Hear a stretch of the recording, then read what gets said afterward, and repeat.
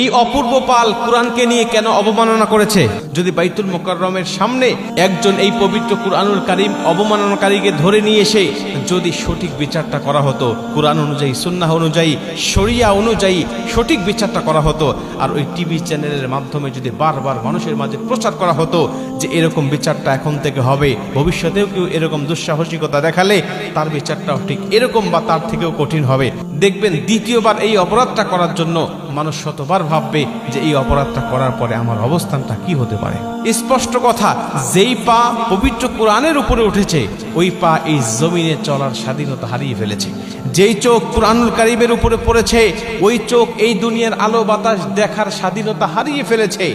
যেই হাত কুরআনুল কারীমকে অবমাননা করেছে ওই হাত এই দুনিয়ার জমিনের কোনো জিনিস স্পর্শ করার স্বাধীনতা হারিয়ে ফেলেছে। আমরা ৯৬% মুসলমান বাংলার জমিনে বসবাস করি, এরপরেও যদি কোনো ব্যক্তি ইসলামকে নিয়ে, কোরআনকে নিয়ে অবমাননা করে যদি পার পেয়ে যায়, প্রিয় ভাই, তাহলে এর থেকে দুঃখজনক বিষয় আর কি হতে পারে?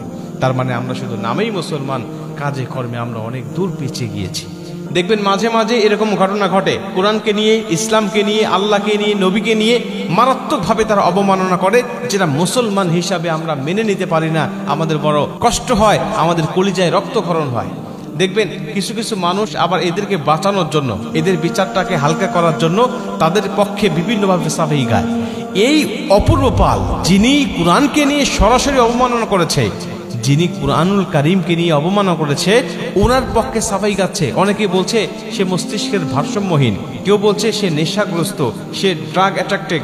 বিভিন্নভাবে তাকে বাঁচানোর জন্য বিভিন্নভাবে তারা কথাবার্তাগুলো বলছে। বিশ্বাস করে যারা তাদের বিচারগুলোকে হালকা করার জন্য বা তাদেরকে বাঁচানোর জন্য বিভিন্ন ফন্দি ফিকির করে, এরাই মূলত প্রকৃত দোষী, যারা এই বাংলার জমিনে বিভিন্ন সময় ইসলামকে নিয়ে অবমাননা করে তাদেরকে তৈরি করার জন্য এরাই হলো মূল হোতা।